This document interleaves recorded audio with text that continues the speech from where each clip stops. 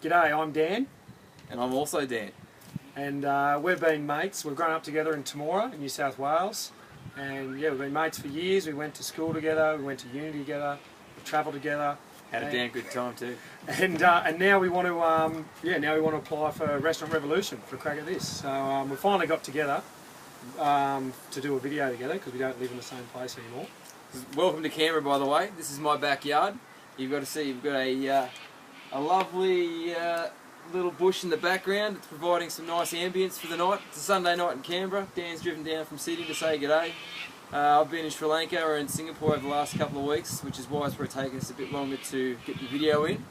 But we really want to get our personalities across to you guys, and hopefully you like us, and perhaps we can come on Restaurant Revolution. So yeah, so we've just did 5 questions that we're going to ask. We haven't told each other what the question is. It's a surprise. And yeah, and we'll just show you what we're all about. So Dan's going to go first. I'm going to go first, yeah. How do you think, Dan, how do you think we will handle the pressure of building and running a restaurant? Oh, look, it's going to be hard.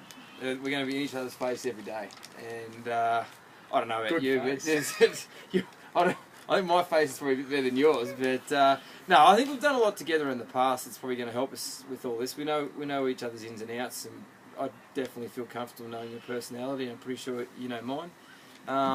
The fatigue factor is probably going to be something that we're going to have to really look out for. But yeah, just working together, good communication, and plenty of support from our people that we work with. So I can't see that as a problem at this stage.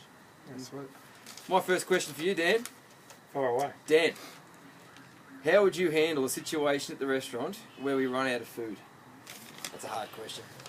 Well, yeah, that is a hard question. Well, hopefully, we wouldn't obviously get there. But if we did, then that means that we're doing really well, and we're successful because we're selling all the food that we've got. But yeah, if it's late at night, we run out of food, then I don't know, I'll put you in the spotlight there. Yeah, we rush out and get some mad dash.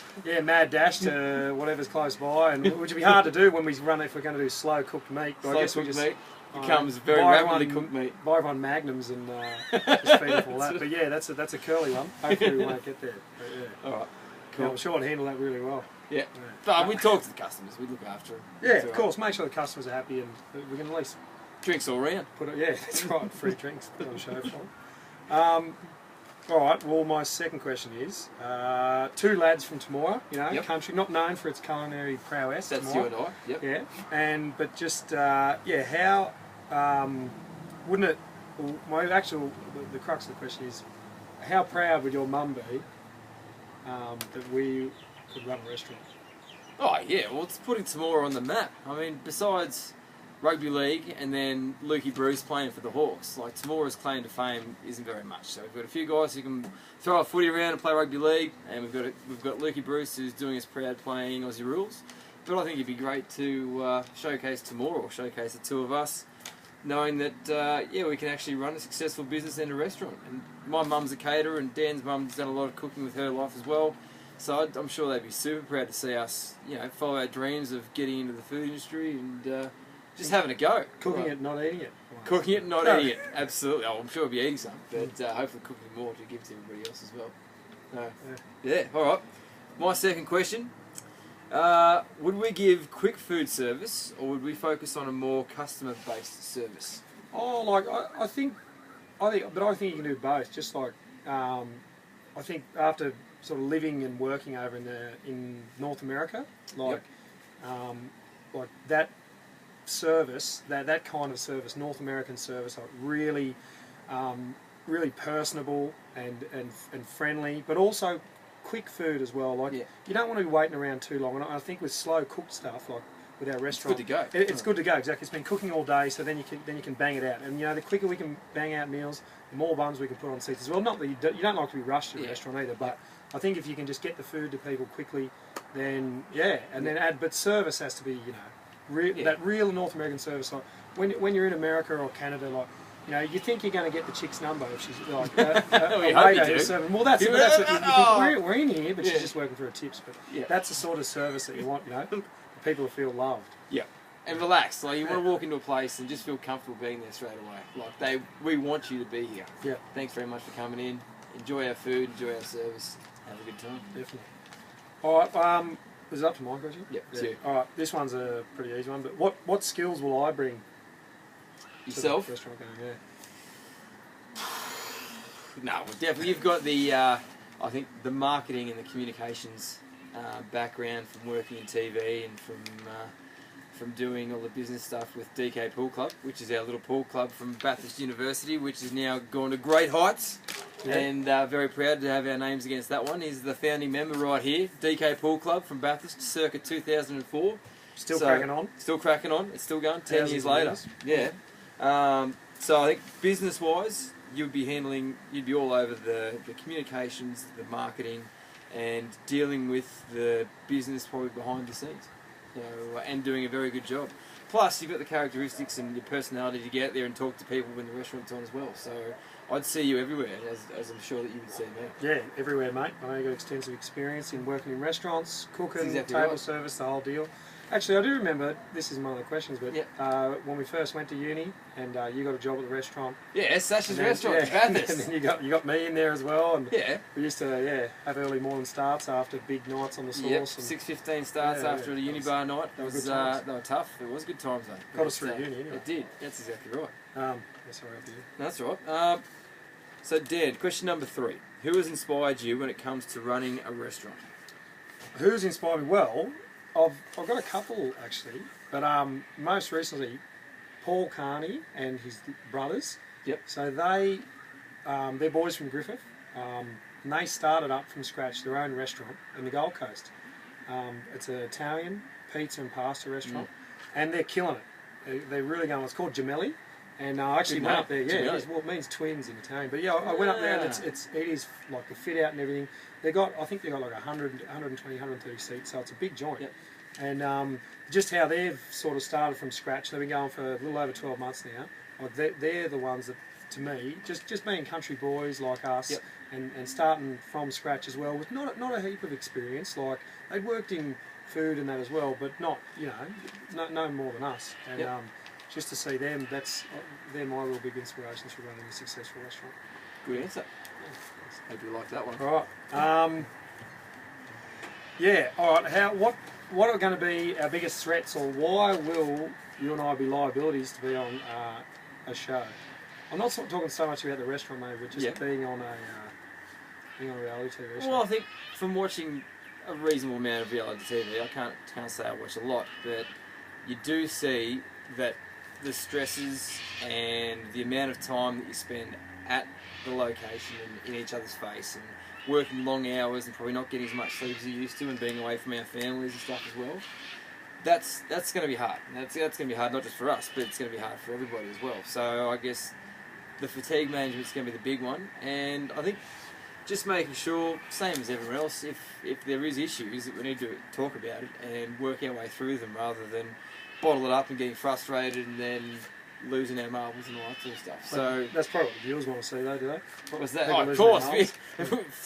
Throw a few plates and do the Gordon Ramsay and get really aggressive and all that sort of stuff. But no, I just think if we can avoid not talking about problems, so if there's an issue, we talk our way through it and get both points across, then look, I can't see us having too many dramas at all. So cool.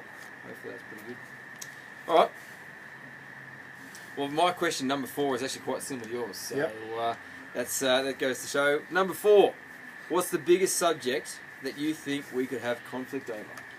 Oh, I don't know. Maybe just because we're both pretty strong personalities. We have worked in the past before, but probably just like with everyone, like food, whether something's good or not. Like whether, I think that's good and I think that's not. Like just particular things. I think like we've both got a vision like for how we want the fit out of the restaurant and everything. But I think probably just coming down to dishes. I do love everything that you cook usually.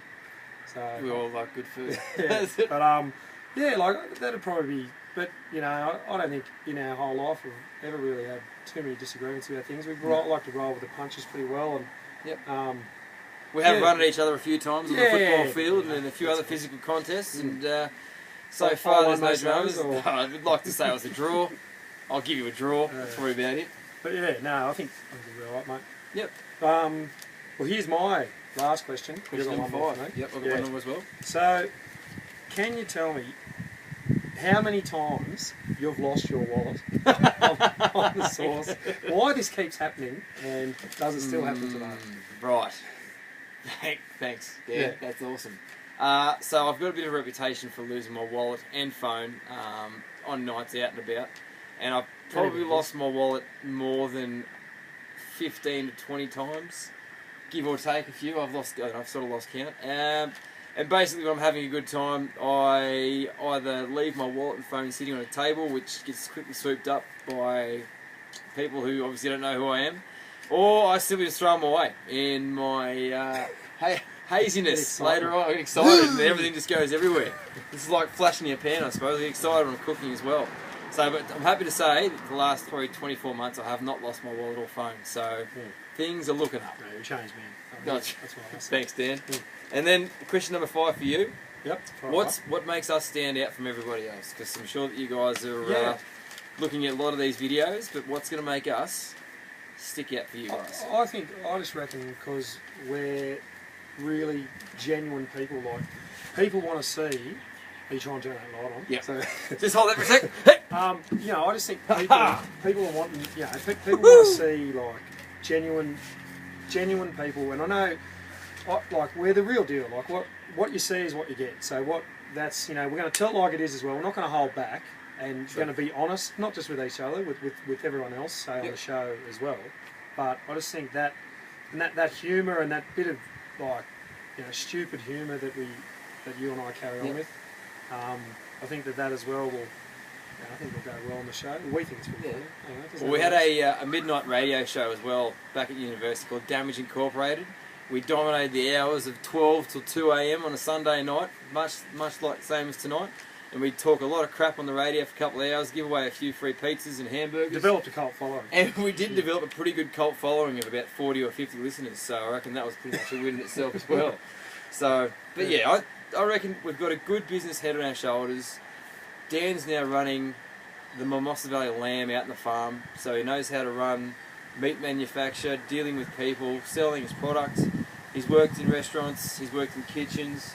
I've worked in heaps of restaurants. I worked as a chef overseas when I first travelled overseas back in 2000, 2001. We've got great people skills, we've got really good personalities, and I guess all we can say is that we hope you like us enough to maybe showcase that a bit more. Give us a chance, guys. If you haven't picked anyone yet, woo! Go Team Tamora! Alright, turn it off. That was pretty long.